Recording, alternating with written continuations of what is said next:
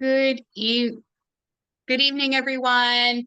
This is the Jewish Community Council of Greater Coney Islands Nonprofit Help Desk. This evening on June 17th, 2025, we're going to talk about New York City Council Discretionary Expense Funding and do an overview of contracting and reimbursements. You are welcome to put any questions you have in the chat, either to everybody or you can chat to me directly. We'll make sure that we have a couple of places in the slide deck where we'll take a break if people have questions that they'd like to unmute and ask at that time. In the meantime, I am Tamara Kashecki. I'm the facilitator here at the Nonprofit Help Desk for discretionary funding. And we're really happy to kind of let you know that we really are a help desk and we're here to help you. So we do free live webinars like this one this evening. We archive all of these recordings, including tonight. You can find it on our website at mphd.org. You can also find tonight's slide deck on the website. It takes us a day or two to get them up there, but they will be there. We have a really robust LinkedIn community, so please feel free to join us there. And we do offer expert support. So if there's a particular topic that you're really struggling with and you need a little bit of one-on-one attention, you can again go to our website, which is in the chat at mphd.org, and you can fill out the form to request help from an expert. We cover a variety of topics from fundraising, promotion, legal, IT. We're sort of like the geek squad for nonprofits here in New York City. Feel free to use us as a resource. We're very excited this evening that we've been supported and helped out by, sponsored and co-hosted by, I think, 8 council member offices this evening. So I'm going to hand over the spotlight to them, starting, I don't think anybody from council member Crystal Hudson's office is here, from District 35. So we appreciate her co-sponsorship. And I do know that we have been joined by council member Joseph, who would like to say a few words. Good evening, everyone. Good evening. I'm Councilmember Rita Joseph, representing the 40th Council District, which includes Windsor Terrace, Park Slope, South Crown Heights, Prospect Park, Lefferts Garden, Wingate, Borough Park, Kensington. I've inherited a bunch of new districts: Mapleton, Midwood West, Flatbush, Ditmas Park, Parkville, East Flatbush, Erasmus, Flatbush, East Flatbush, Rugby, and Prospect Park. Thank you so much for joining us on the training of New York City Council Discretionary Funding, Contracting, and Reimbursement, which my office is proud to sponsor alongside several of my council colleagues. As we wrap up fiscal year 2025 and prepare for fiscal year 2026, it's important that you know how to get reimbursed for the funds used to deliver valuable services to our constituents. Contracting and reimbursement are a critical part of this process. I encourage you to fully participate in this training, ask questions, engage, and make the most of it. No question is too simple or unimportant. My office is here to support. If you receive funding through my office and are facing any challenges, please do not hesitate to reach out to us. Joining us today is my Deputy Chief of Staff, Joel Desouve, you can contact him at jdesouve, DESOUVE, at council.nyc.gov, which we will also put in the chat with any questions or concern. I wish you a productive and helpful experience. Special thanks to the team behind this training: Leah Moreno, the team of the Jewish Community Council of Greater Coney Island, Non-for-Profit Help Desk, DYCD, and my team. Thank you again for being here. Have a great training. Thank you so much, Councilmember Joseph, for being here, for co-sponsoring us. I'm not sure if we have anyone here from Councilmember Lewis's office, but she's also a really ardent and wonderful co-sponsor of the Nonprofit Help Desk, as well as Councilmember Vernikoff. Anyone here from Councilmember Vernikoff's office? I don't think so. Okay. But we do have Councilmember Zhang, so welcome. Hello. It's good. Hi, this is Councilmember Susan Zhuang. I represent District 43, majority in Southern Brooklyn. I cover Bensonhurst, Dyker Heights, Borough Park, Sunset Park, and Gray's Inn. I want to thank our organizations to participate this important training, and I want to thank organizers who put this together, and I'm so proud to be one of the co-sponsor. And in my team, I also have Joyce from my office also participate here. If anyone have any follow-up question regarding any funding, our office come out. You can email us. I put her contact information in the chat. And thank everyone here. And then make sure you guys all go to vote. Now it's a voting time also. Thank you. Thank you, council member. Appreciate that. I think this evening we are joined by Hannah from Councilmember Hanif's office. Yes. Hi, everyone. My name is Hannah. I'm the budget director in Councilmember Shahana Hanif's office. She represents District 39, which includes the neighborhoods of Park Slope, Windsor Terrace, Kensington, Gowanus, Carroll Gardens, Cobble Hill, and the Columbia waterfront, and some of Borough Park and some of Borum Hill. And we are so grateful to partner with the Jewish Community Council of Greater Coney Island's nonprofit help desk to deliver this critical information to all the amazing nonprofit service providers in New York City, and especially to any of the organizations that are here from District 39. I know from working with nonprofits that these types of trainings, all the trainings that the nonprofit help desk provides are really a vital service. Especially for smaller organizations or new nonprofits, like learning how to work with the city of New York. So I think it's great that you're all here, and you should also check out their website for whatever else they have going on in previous trainings. And if you do want to reach out to our office for any, if you have any questions about discretionary funding or, either future contracts or current contracts, I'm going to put our contact information in the chat, and please don't hesitate to get in touch with us. Take care and have a great training. Thanks so much, Hannah. Appreciate you being here on behalf of Councilmember Hanif this evening. We're also happy to be hosted with Councilmember Narcisse. Hi, everyone. I'm happy to welcome you all here to today's session. It is about learning. If you don't have the information, it's difficult. And today's session is on New York City Council Discretionary Expense Funding, which is very important. We have heard from over and over nonprofit how difficult it is when you don't have the information. So today we're going to be focusing on contracting, reimbursement. This is very important conversation for our community and our partners and the nonprofits, which is the backbone of New York City that help us keep New York City thriving.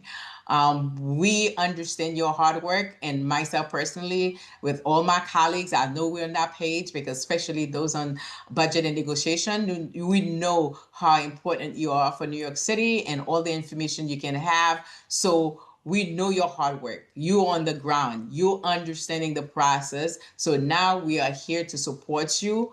And for everyone that organized to put this together, I want to say thank you to you. You hear the cry for understanding how the best way the backbone of our community, the organizer, the folks, the nonprofit that are doing the work. So now you are here and you can get the tools and the information that you need so you can continue thriving and serving our communities without delay, without confusion. So once again, I want to say thank you. And I'm here for you, and we can collaborate together.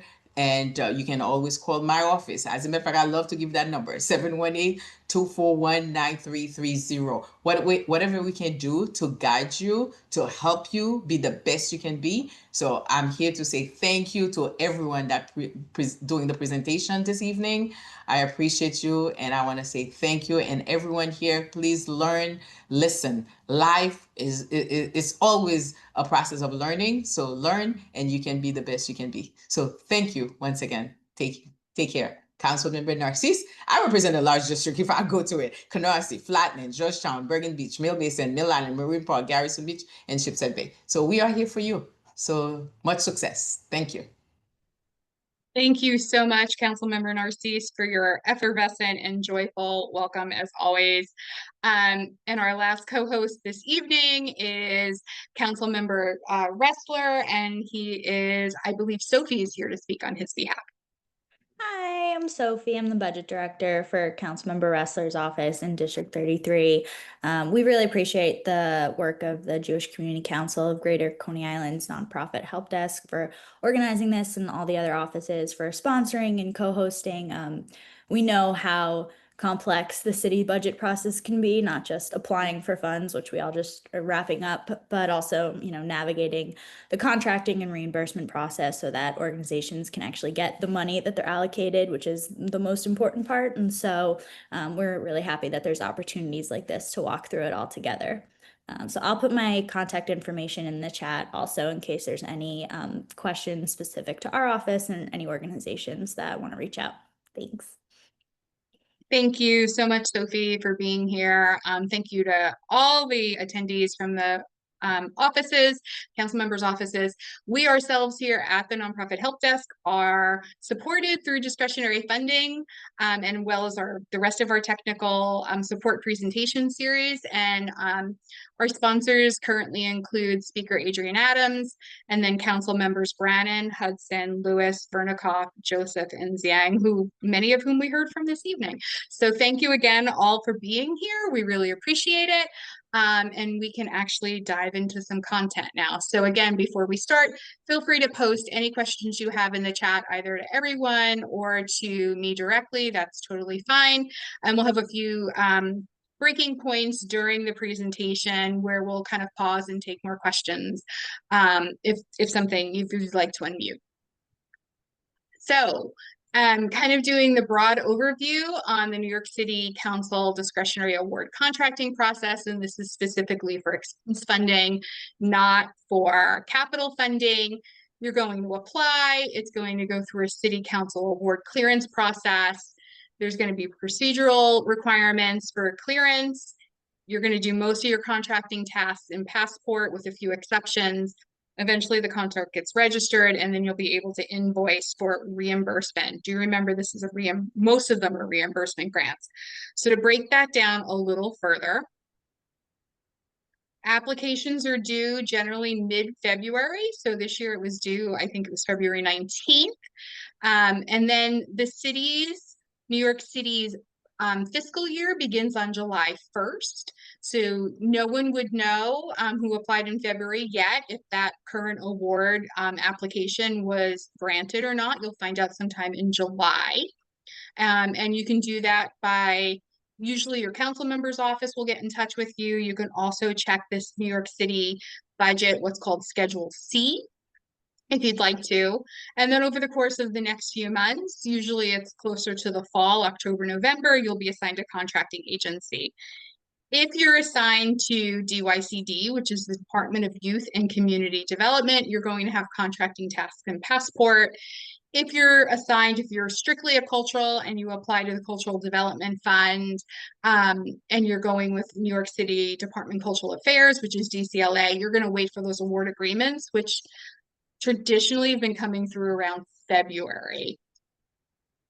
So just to break that down a little bit more, again, July, August, you can check Schedule C. Make sure in July you're prepared to start your program that you have from July 1st, say of 2025 this year through June 30th of 2026. You may need to attend a MOX capacity building training. And then we'll go over these in a little bit more detail. So the steps are, first you'll need to clear City Council. So City Council is vetting the organization pre-award. That's happening right now to assess the integrity, compliance, and service delivery of your nonprofit organization. And then you're going to have various what's called procedural requirements for award clearance. So there is something called the Mayor's Office of Contract Services, also known as MOX. They have a discretionary award tracker, and we'll put that link in the chat for you. If you click on that link, you'll be able to see if you've been awarded where it is, and it shows 3 years worth of awards. So right now it's showing, I believe it is 23, 24, and 25, and starting to get ready for 26. Again, if you're contracting or if you want to contract through DCLA, you must have an approved Cultural Development Fund application, complete the capacity building training at MOX, and get city council clearance. It's a different process.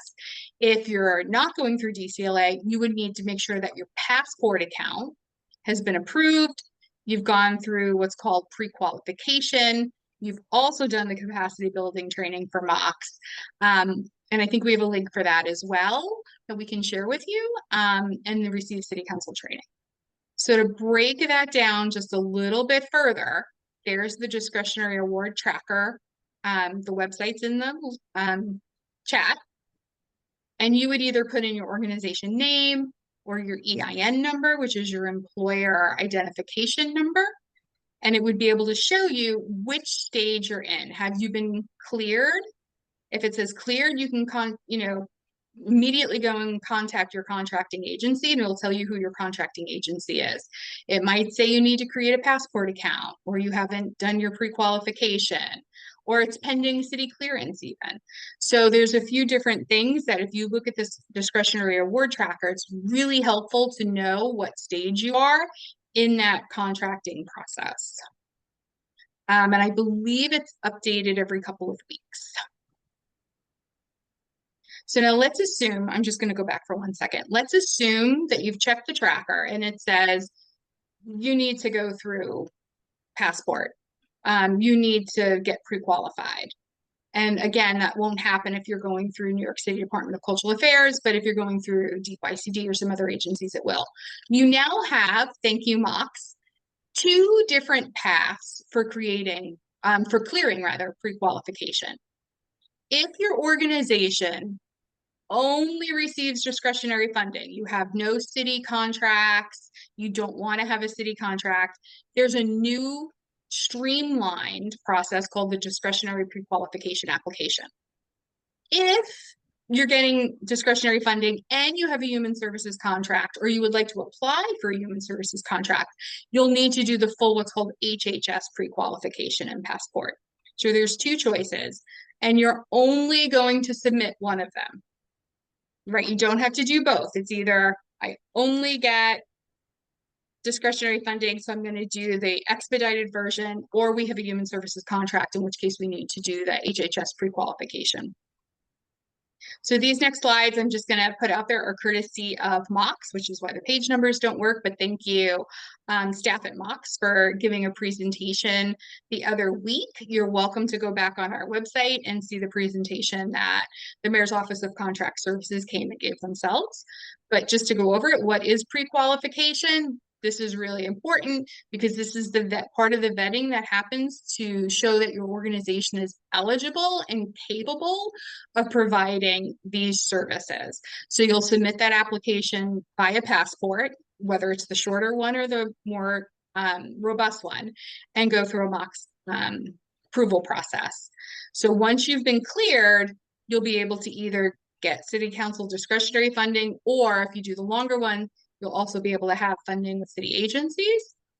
It will take roughly, I would say, a half hour to an hour if you have your documents ready to go. So depending upon your organizational size, it'll show you which financial documents that you need. It could be your 990. You're definitely going to need a Char 500. And then you might have to put up a audit if your organization's large enough, or an independent financial review from a CPA. It all depends on your organization size. So if you have those documents ready to go, you have your board list ready to go, and you have a conflict of interest policy, it won't take very long. And it's a little bit shorter if you have that, again, if you just do the new discretionary application. So just kind of outlining what these 2 things are. If you're in a situation where you've expired your pre-qualification, they are giving 30-day extensions, so you can reach out to MOX for that. So all human services contractors have the option, like I said, to request that 30-day extension, particularly for financial statement audits or review.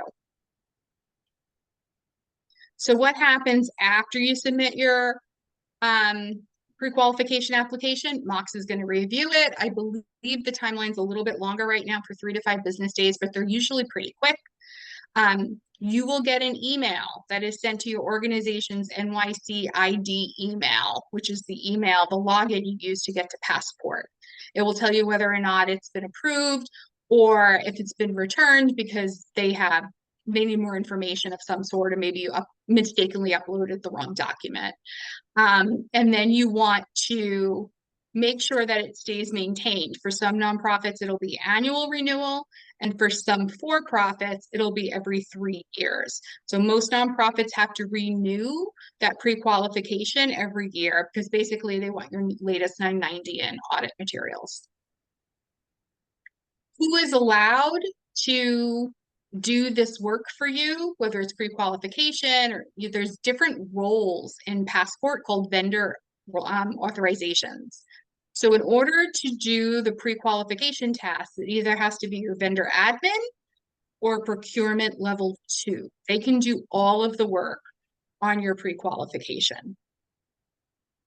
And this is going to be the same idea here with what do you have to do for contracting. So I just kept it in one place. Vendor admin, procurement level 2 can do most of the things. And some of the financial tasks have to be done by the vendor admin or the financial level 1, level 2. So I'm going to take a pause there and just ask anyone if they have any questions. Again, you're welcome to put them in the chat, but if you'd like to also raise your hand, we're happy to have a conversation about it. So any questions on what we've covered so far?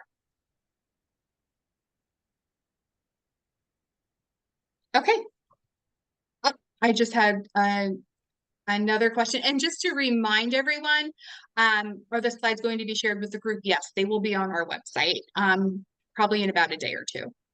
Are we behind if we haven't submitted the MOX pre-qualification yet? Jasmine, would you like to unmute and talk about are we behind? I'm not quite sure what you mean.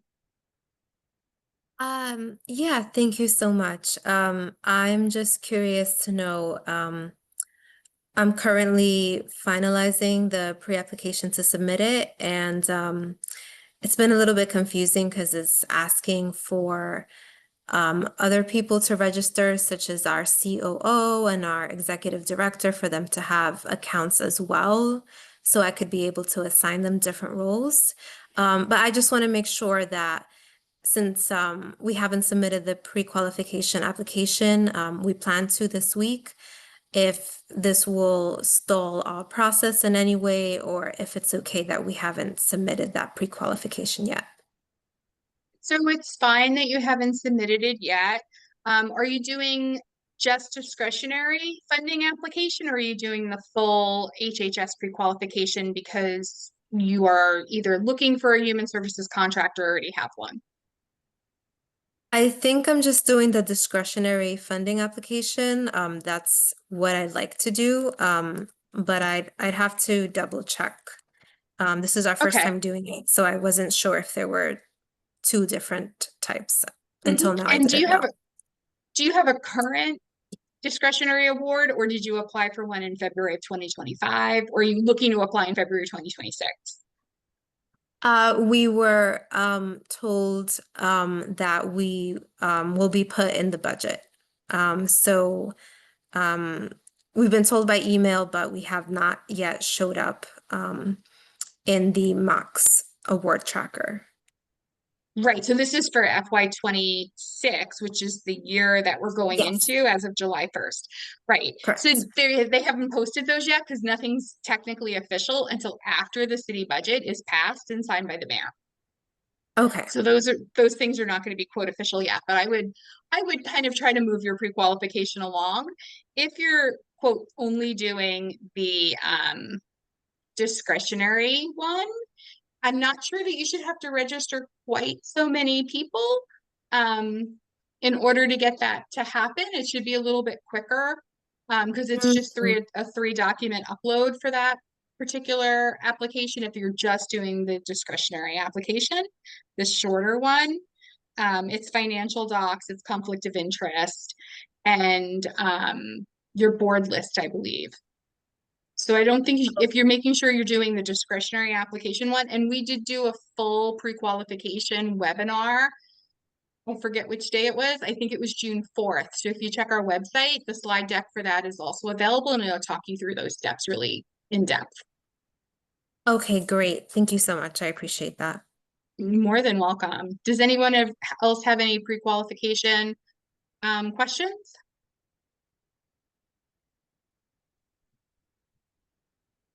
Vanessa, you're welcome to unmute.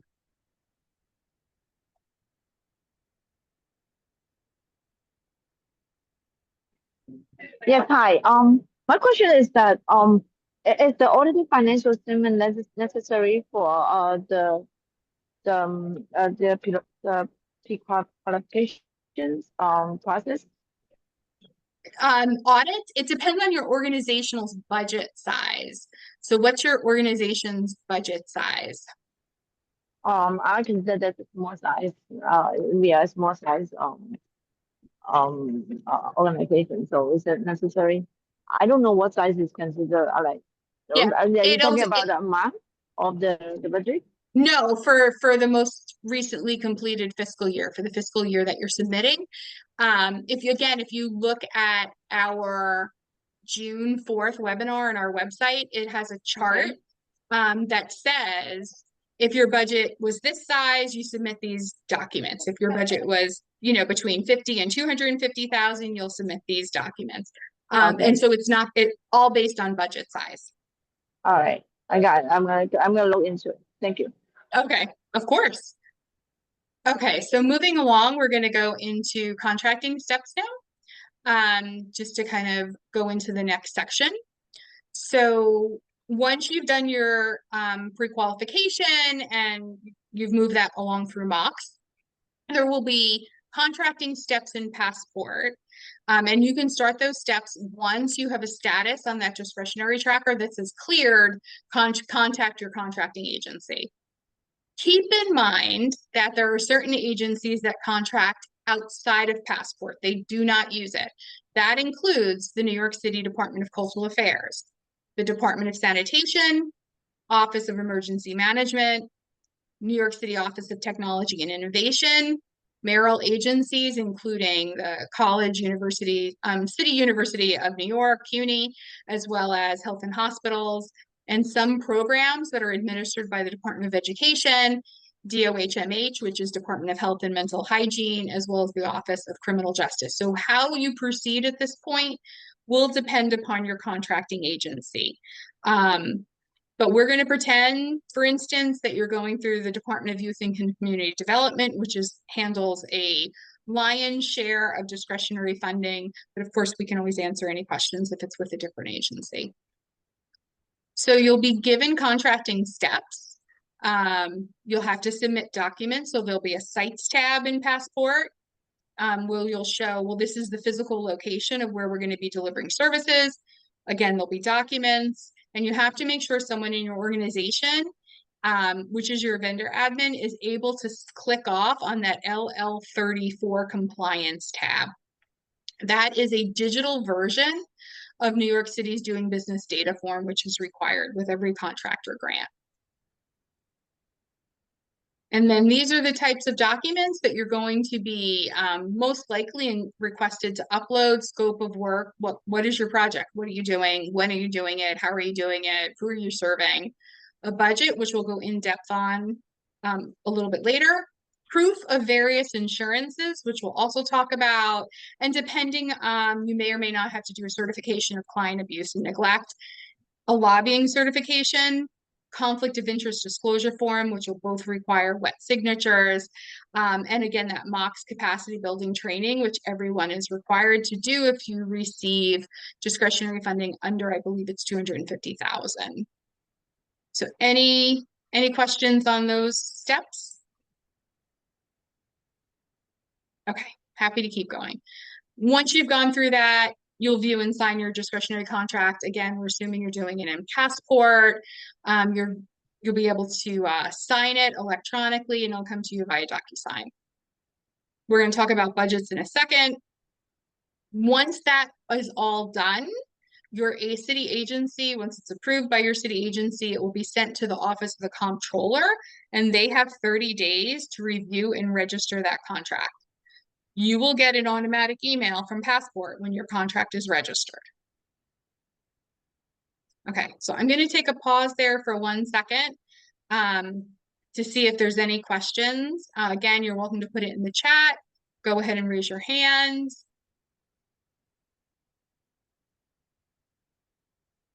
Is registered the same as cleared? It's not. So cleared means you've been cleared by City Council as an agency that is eligible for discretionary funding, and having your contract registered means you've submitted all these other documents, right? That your agency may be requesting, and at that point, it'll go.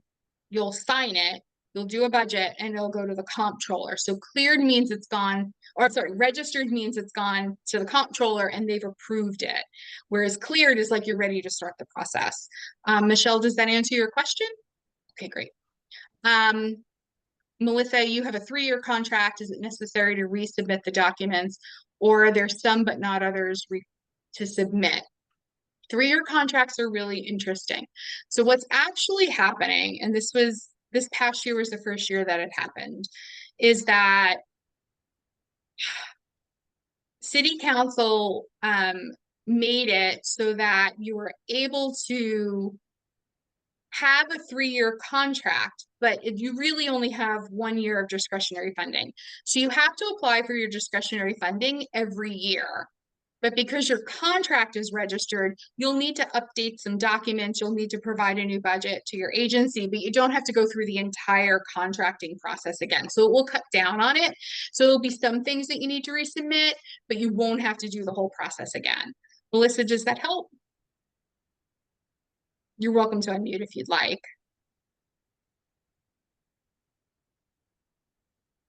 Okay. Yes, the Zoom recording, it's not going to be emailed out. It'll be available on our website at mphd.org, usually in about 2 days. Jasmine has a great question. Contracting happens in October, November after we begin the project in July, right? That is correct. Hopefully contracting happens in October, November. Sometimes it might take until January or February. And in theory, you have started your project in July 1st. So again, be prepared if you're receiving discretionary funding that you're going to put those funds out. You're going to do the project and you're going to get reimbursed almost a year later, depending upon how your contracting process goes. So these are reimbursement grants that for the most part, unless it's DCLA, these are reimbursement grants. Jasmine, you're welcome to unmute if you have further questions. Okay. Someone asked, when the contract shows status is processing, when can we submit the documents? Shows where? I need a little more information on that. When it shows in the discretionary tracker or in Passport? In Passport. By the time the contract is processing in Passport, you should be in contact with your program manager from the agency that is implementing your contract, and you should be able to ask them. But once it's showing contracting and you're able to click on it, you should be able to start uploading documents. We'll dive into that a little bit more. Okay, I'm going to kind of continue, and then we can always ask more questions. Okay, so like we just said, contracts use a reimbursement model for the most part, and you're going to have to submit invoices and proof of payment, some sort of supporting documents to prove that you actually did these things. So if you're using Passport, you're going to locate the purchase order, create an invoice, upload your supporting documents like proof of payment, whether that's through a bank wire, a canceled check. It's not great to pay these expenses in cash because it's really hard to prove. You would need to have a receipt from that vendor proving, stating it's paid and signed off on, and make sure you have an invoice, and you'll certify that invoice. That's if you're using Passport. We're going to dig into that a little bit later, a little bit deeper. Really important thing is that whatever project you're doing, whether it's through DCLA, DYCD, or another agency, New York City is going to require proof of different types of insurance. And it's tricky because, again, you might not be notified, or you might not be in that contracting process until 6 months after you start your project, but you want to get your insurance in order as soon as you know that that money is going to be moving. So they require commercial general liability insurance. If you're using vehicles as part of your contract service delivery, commercial automobile liability insurance, workers' comp, disability benefits, employers' liability insurance. These are really important.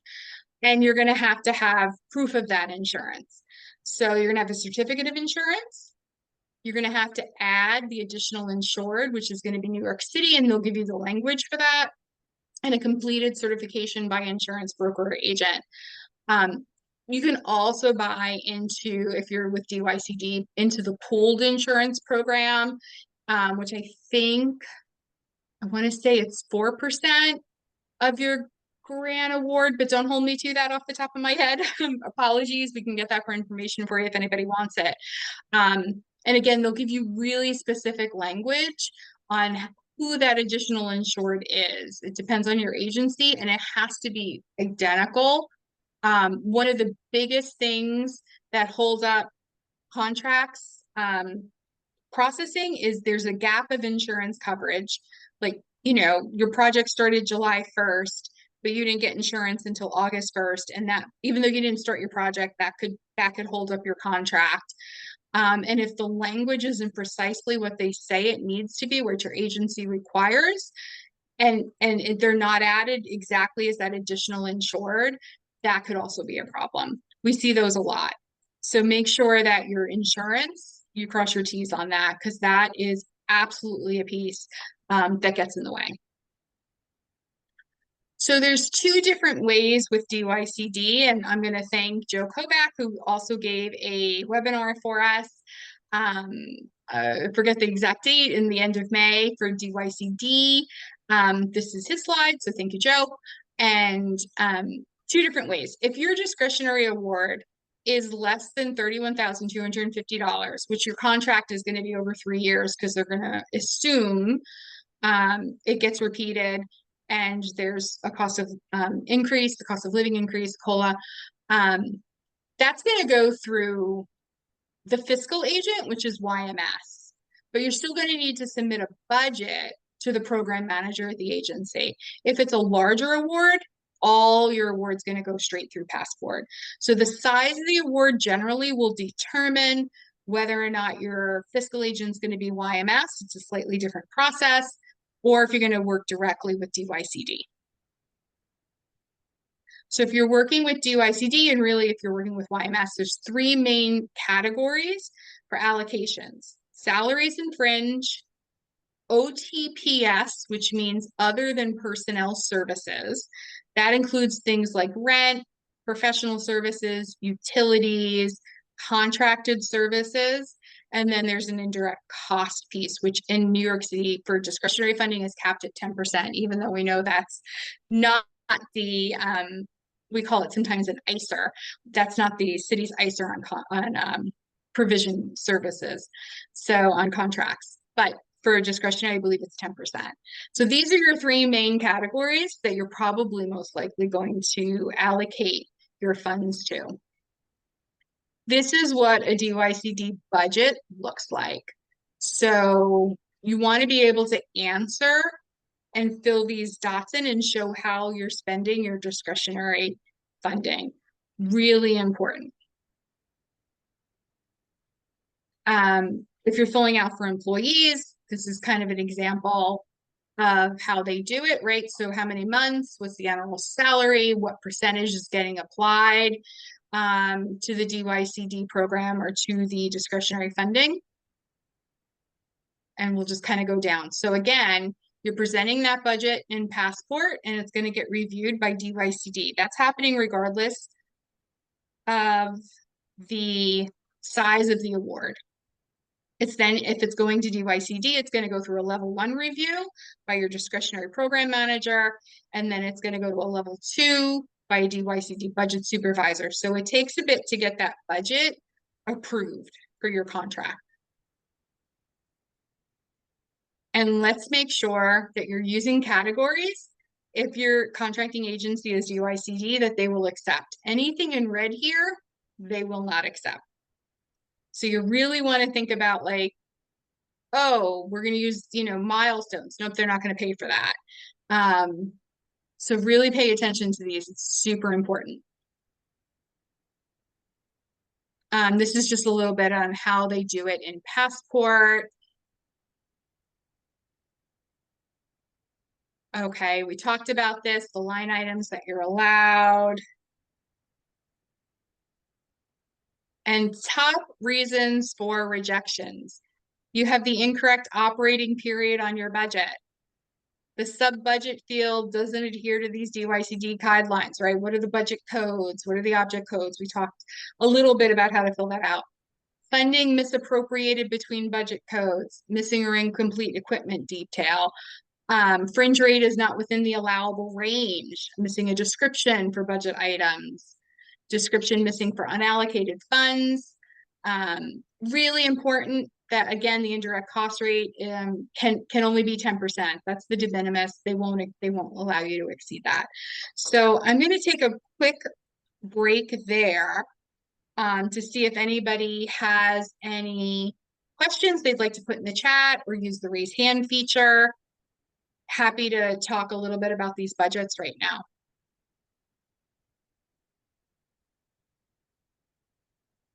I almost want to do a poll and be like, how many people are worried about budgets? How many people are afraid of budgets? But I don't have the poll feature ready to go. Okay, so I'm going to keep going.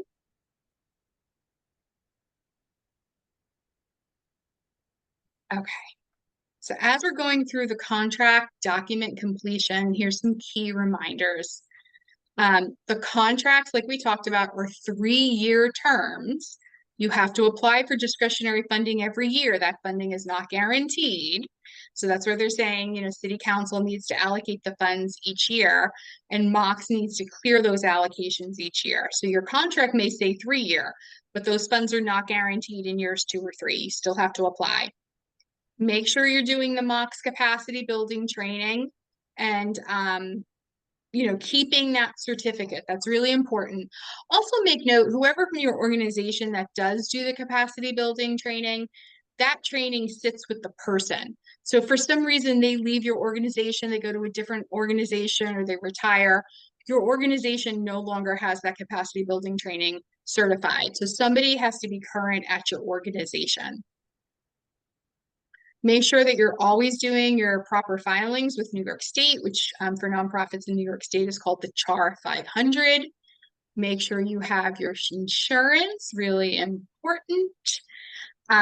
If you're going to be using subcontractors as part of your program, they have to have an active account in the Payee Information Portal, which is also known as PIP. They also have to have an active account in Passport. And every contract over 20,000 will require 2 site visits, and every contract under 20,000 just gets a desk review. Okay, so taking a break for a second, we do have a question in the chat. And Michelle, you're welcome to unmute if you'd like. How can you check if your capacity building training is up to date? It will tell you in the discretionary tracker when you put your organization in there, if it's up to date. It'll say needs capacity building training if it's not there. Are there any questions on what we've covered so far? I know it's a long slide deck. We're almost there. All right. So going into where is the area to input the budget? It's in Passport, and it'll be attached to your contract. Let me finish this part up and then we'll we'll go from there.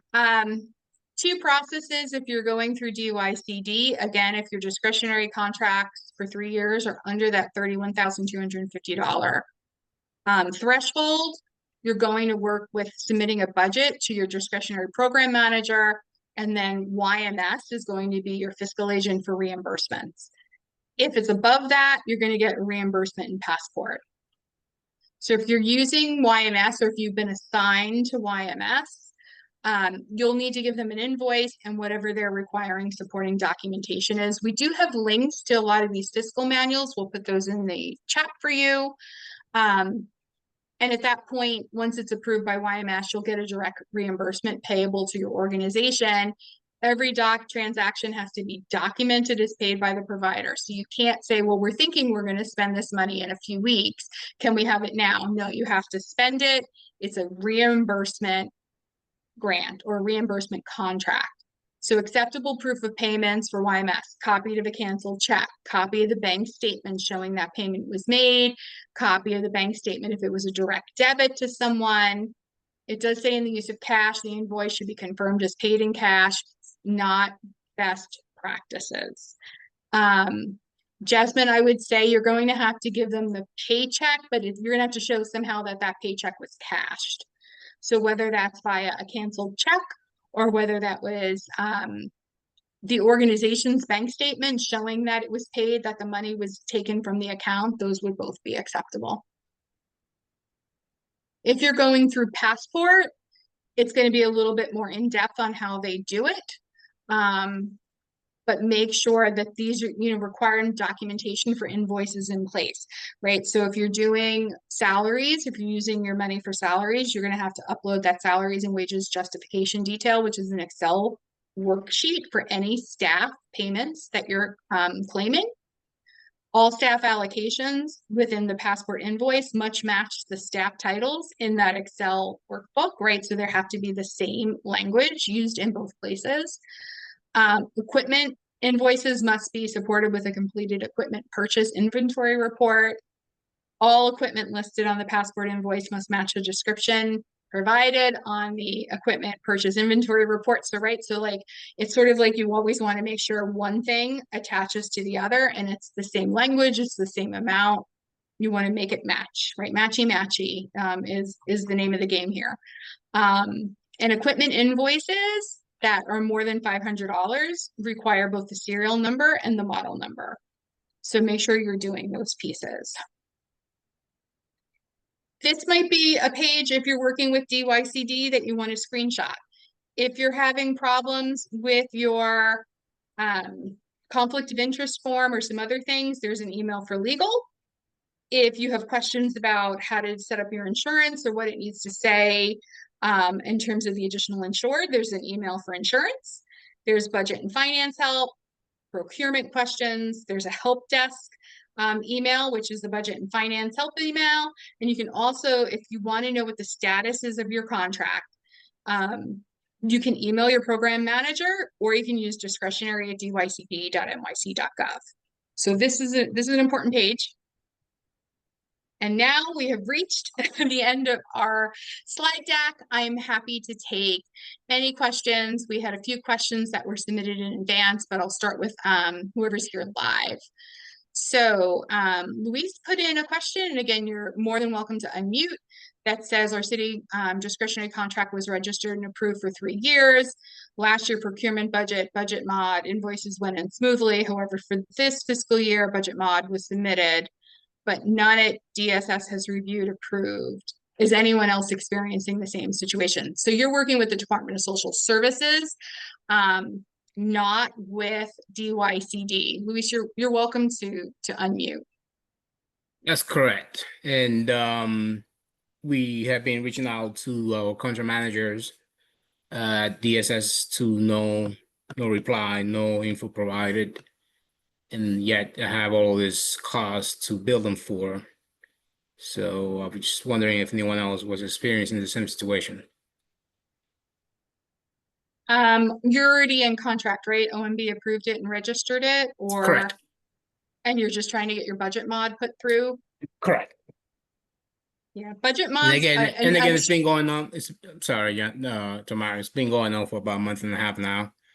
To no answers. I'm sorry to hear that. Just to generalize it for 1 second, budget modifications are when the budget you submitted with your contract registration process, you need to change around how you're going to spend that money, right? So move it from one line item to another. And they're one of the biggest reasons that things get delayed. A lot of times budget mods can kind of hold up the process. Luis, I'm happy to have a conversation with you offline unless anyone else is also contracting with DSS. About who to maybe contact to move that along.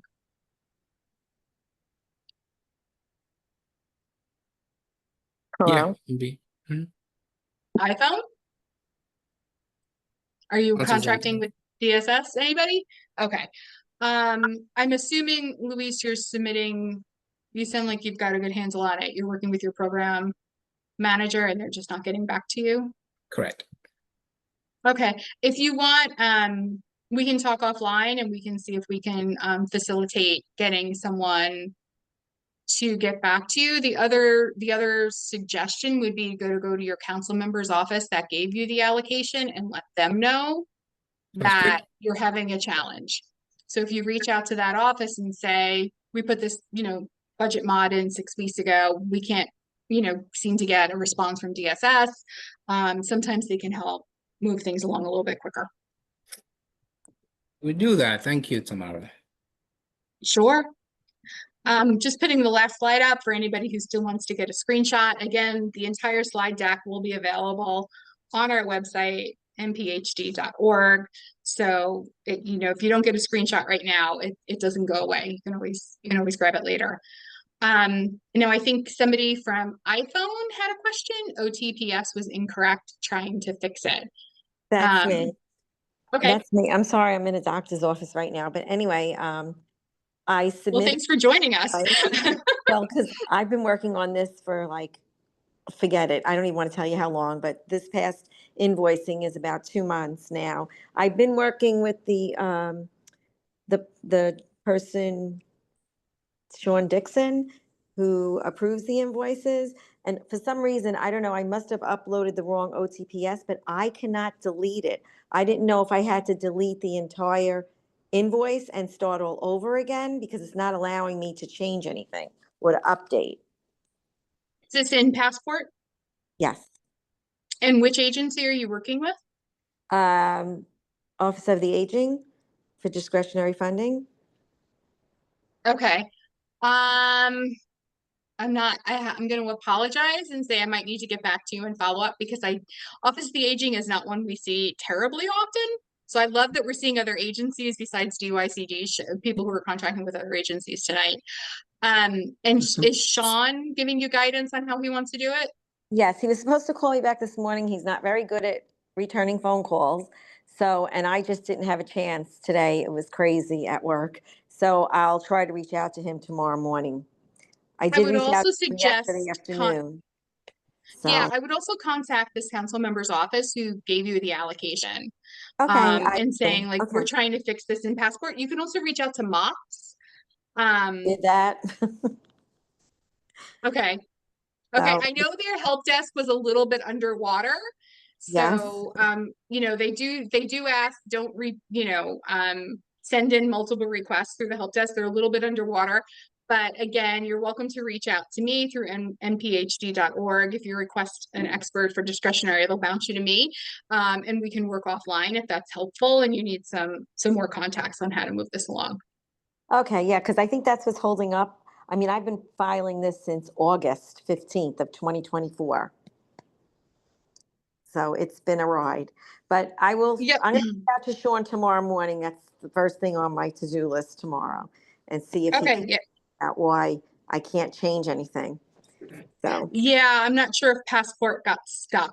We are noticing some technical glitches at times where, we can't quite figure out why it's not doing the thing we need it to do, and we need the agency to kind of unstick it from the back end.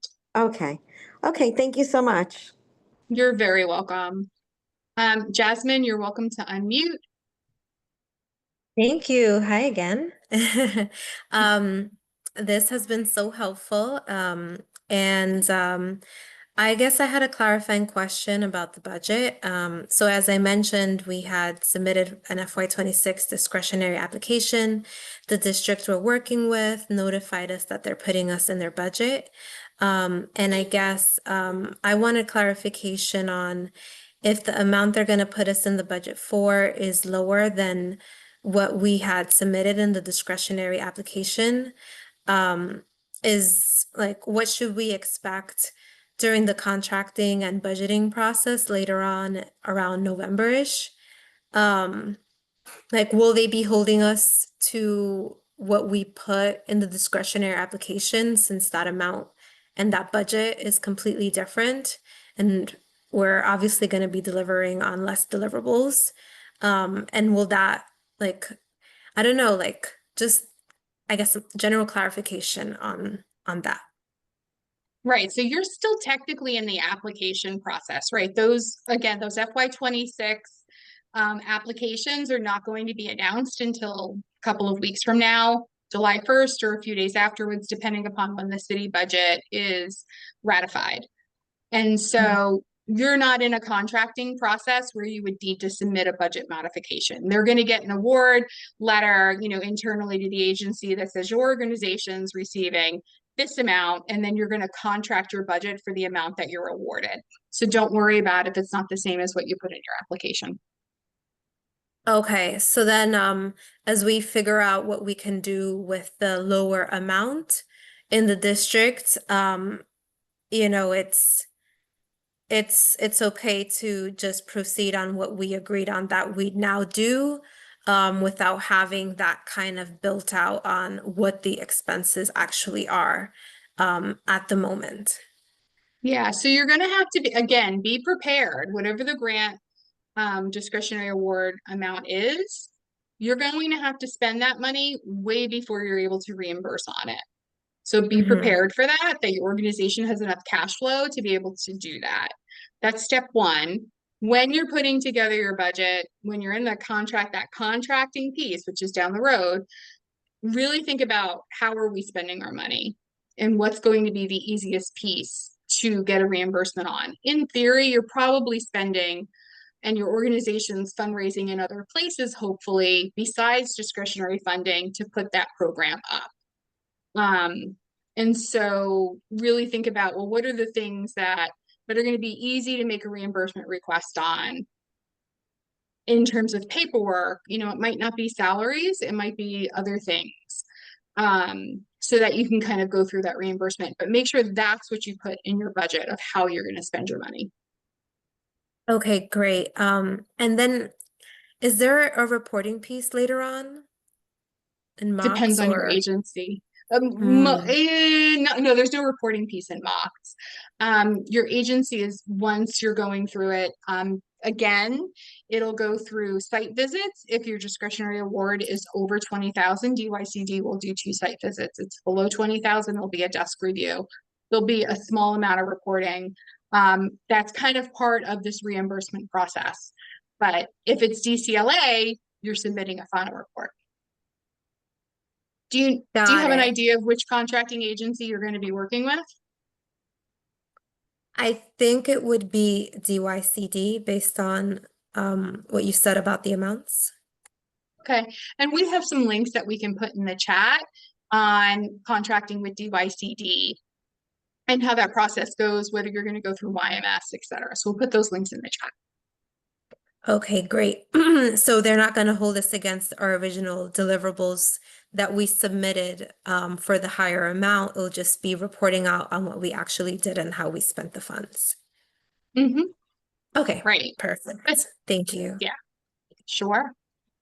Are there any other questions? Anybody want to unmute? You're welcome to unmute and ask. You're welcome to put things in the chat.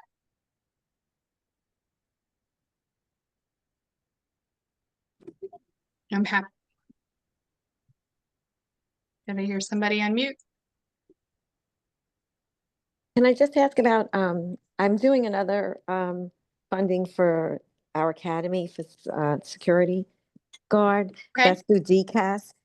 Is it the same? I know I had to create a passport just like for the Office of the Aging for our senior club. Does it work the same way, the DCAS, for the reimbursement for security for the school? Which agency is this? I'm sorry, you're I breaking up. believe it's DCAS.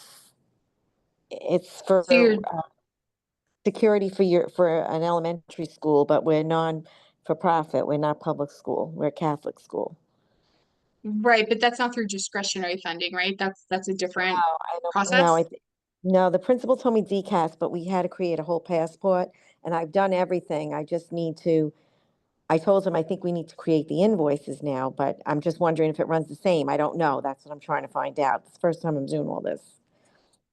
Right. My thought is that this is not discretionary funding. This is a different, is it going through DOE, Department of Education? I don't believe so. It's I going through guess I'm gonna have to Department of find Citywide out. Services. You're I saying think, DCAS, right? yes, that's what it's going through. Okay. And it's discretionary funding? It's supposed to be a total reimbursement. That's what I'm being Right, but told by the principal. I didn't really get all this information. He's getting it through the Diocese of Brooklyn, and they don't converse with me. They're conversing with him. But that's what I got today, that it was, DCAS, and I'm just trying to get the information together because I'm the one that's doing the work. Right. I'm happy to have a conversation with this offline because I'm not sure if this was a discretionary award or if this was sort of like another program that they had for school security that was just put through the Department of Citywide Services. So it depends on how that is moving. You might want to reach out to DCAS directly. But again, I understand they're communicating with your principal, or maybe your principal can get you CC'd on these emails moving forward. But the origin of the money, if it was a competitive grant opportunity or a contract or a grant of some sort versus discretionary money might move differently. Okay. Thank you. I'm sorry I wasn't more helpful on that one. That's all right. I'm trying to do it I'm trying to get the best way to, I don't want to miss out on anything, but it's fine. I'll think, we're working on it. So thank you. Okay. You're again welcome to reach out on the nphd.org and request help. I screenshotted that information. Is that where your information is? Yeah, if you look at nphd.org, there's a place where you can request assistance. And just say if you say it's discretionary funding, it'll get kicked over to me. If it's another need, it might get to a different expert, but that's totally fine. Okay, great. Thank you. Sure. Any other questions this evening on the sort of overview on contracting and reimbursement?